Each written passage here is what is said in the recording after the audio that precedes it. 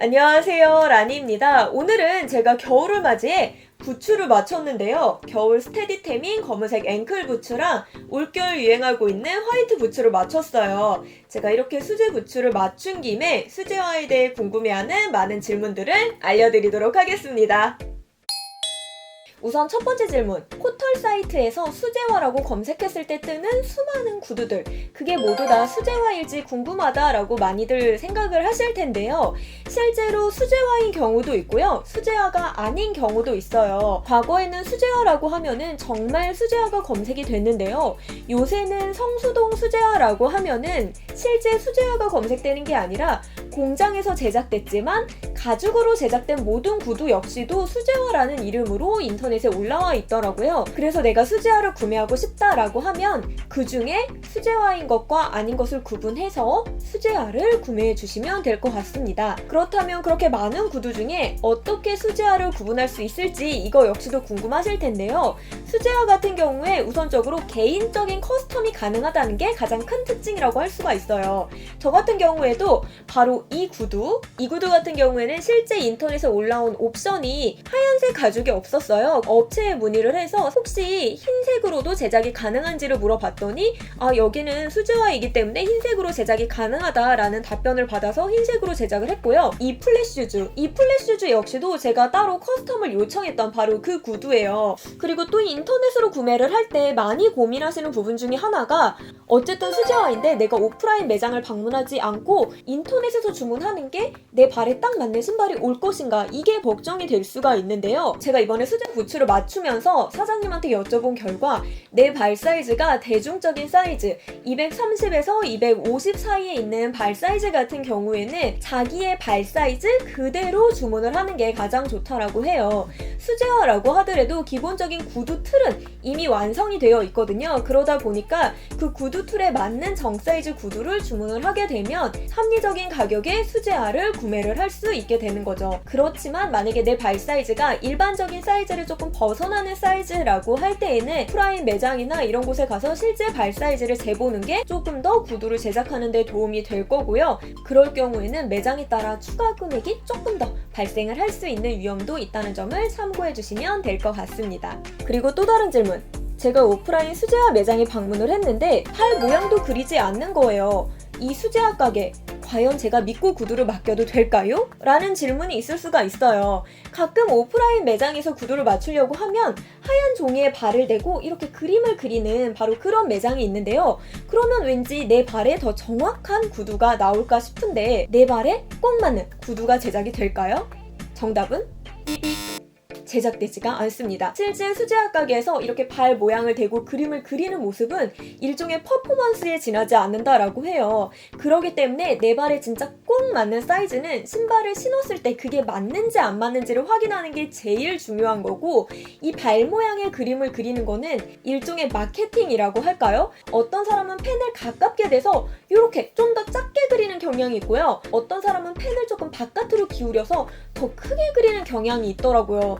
그래서 그렇게 그린 발 사이즈가 실제 내 발 사이즈랑은 굉장히 차이가 나는 거예요. 그렇다면 수제화는 어떤 사람에게 추천하는 게 더 좋을까요? 아무래도 수제화 같은 경우에는 아쉽게도 디자인이 조금은 한정적인 부분이 있어요. 지금 제가 이렇게 맞춤 부츠랑 구두를 보여드렸는데 모두 다 장식이 없는 굉장히 심플한 이런 디자인 위주거든요. 그렇기 때문에 수제화 같은 경우에 다양한 디자인을 보유하고 있는 곳도 있겠지만 다양한 디자인보다는 심플하면서도 기본, 베이직한 디자인에 다양한 가죽을 갖추고 있는 그런 수제화 가게가 좀 대부분이었어요. 그리고 좀 장식이 있고 디자인이 있어도 이게 어떤 의미로는 약간 좀 촌스러운 그런 느낌이 들 수 있기 때문에 기본 디자인이지만 내가 발이 편하게 신을 수 있는 그런 구두를 선호하시는 분이라고 하면은 수제화를 조금 더 추천을 해드리고요. 나는 조금은 발이 불편해도 트렌디하고 유행에 걸맞는 그런 구두를 가지고 싶다라고 하시는 하시는 분들 같은 경우에는 수제화보다는 공장제 구두를 선택하시는 거를 추천해 드리도록 하겠습니다. 그렇다면 백화점 구두는 고가인데 백화점 구두는 모두 수제화일까요?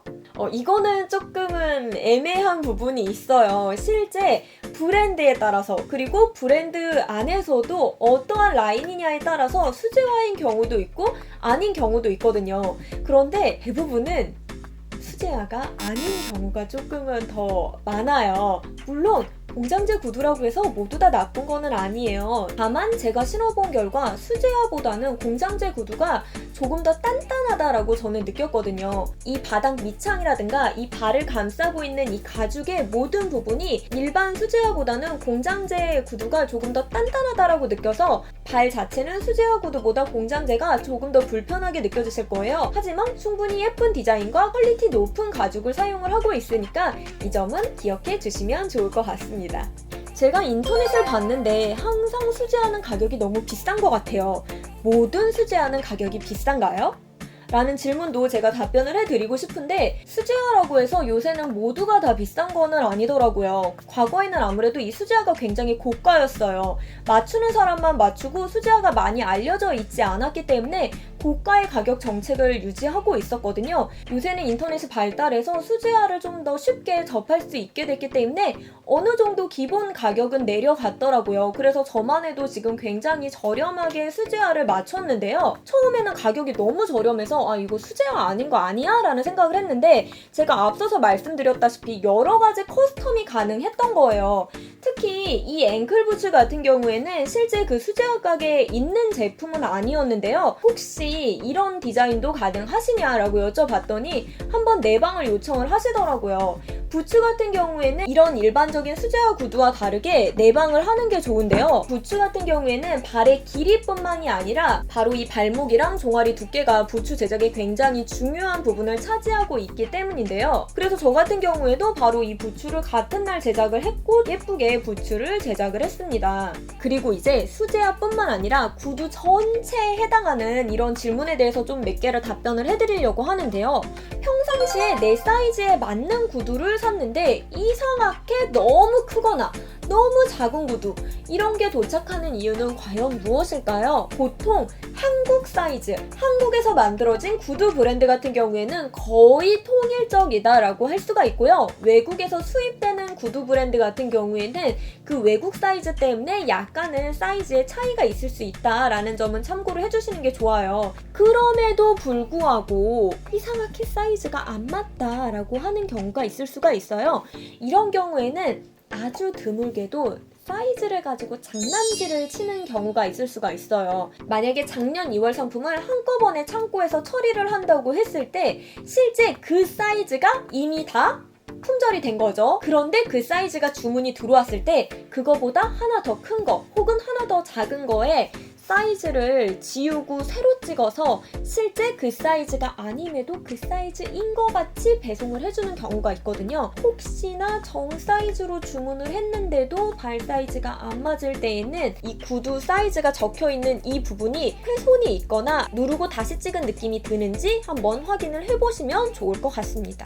저는 이상하게 걸을 때마다 구두 소리가 굉장히 크게 나는데 구두 소리가 크게 나는 이유가 무엇일까요? 라는 의문도 생기실 수가 있을 거예요. 사실 이건 제가 궁금한 거였어요. 저 같은 경우에는 구두 소리가 굉장히 커가지고 제가 이렇게 구두를 신고 걸어가면 저 멀리 복도 끝에서 야 라니 온다 라니 온다 이렇게 알 정도로 구두 소리가 굉장히 큰 경우인데요. 근본적인 원인은 바로 이 굽 때문이라고 하시는데요. 이 안이 비어있어서 비어있는 부분이 바닥과 부딪혔을 때 소리가 굉장히 크게 난다라고 하는 거예요.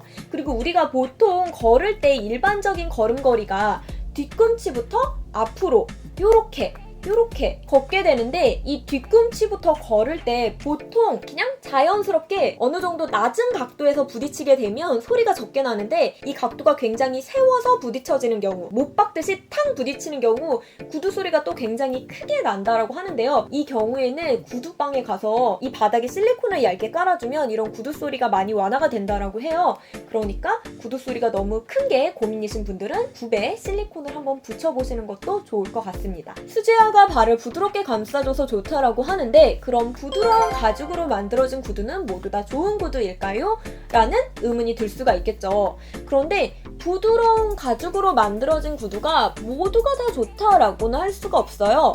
왜냐하면 부드러운 가죽으로 만들어진 구두일수록 구두가 훨씬 더 빨리 상해요. 단단한 형태를 가지고 있는 구두가 훨씬 더 튼튼하고 오래 가게 되거든요. 지금 이 구두 같은 경우에 가죽이 워낙 부드러워요. 얘는 양가죽이기 때문에 워낙 부드럽고 그러다 보니까 지금 보면 좀 주름이 쭈글쭈글하게 많이 갔죠. 이렇게 쭈글쭈글한 구두 같은 경우에는 어떻게 보면 좀 모양이 많이 낡아 보일 수가 있잖아요. 그만큼 내구성이 조금은 떨어진다라고 할 수가 있는 거예요. 그리고 마지막 질문인데요. 발볼은 넓지 않은데 이상하게 구두만 신으면 발이 답답하고 발이 터질 것 같은 그런 느낌이 드시는 분들이 계실 거예요. 우선은 이때에는 원인이 두 개라고 할 수가 있어요. 발이 쉽게 붓거나 아니면은 발등이 높은 발이거나 발볼은 넓지 않지만 발등이 높은 발 같은 경우에는 구두가 굉장히 발을 좁게 느낄 수가 있거든요. 그래서 이런 경우에는 발등을 높게 해달라고 요청을 해주시면 될 것 같고요.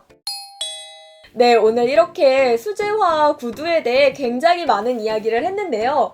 제가 이야기해드렸던 모든 부분은 제 스스로 겪고 느꼈던 부분도 있지만 이번에 수제 부츠를 제작을 하면서 수제화 가게 사장님한테 이것저것 물어봐서 답변을 받은 것도 상당히 많았어요. 제가 지난번에 편한 구두 고르는 방법에 대해서 영상을 제작을 했을 때 많은 분들이 대체 어디서 수제화를 맞추냐 이거를 질문을 해주셨는데요. 저는 제가 구두를 맞췄던 가게를 추천을 해드리고 싶어요. 저렴한 가격에 상당히 수준 높은 구두를 제작을 하고 있거든요. 물론 디자인적으로는 조금 다양하진 않아요. 그렇지만 내가 원하는 디자인이 있으면 사장님이랑 의견 조율하에 이렇게 예쁜 부츠를 맞출 수가 있었거든요. 그래서 수제화에 관심이 있으신 분이 계시다면 제가 하단에 링크를 걸어 놓을 거거든요. 그 링크 통해서 한번 들어가 보시면 좋을 것 같습니다. 그럼 저는 다음번에 다른 영상에서 또 인사드리도록 할게요. 끄시기 전에 좋아요, 구독 잊지 마세요. 안녕!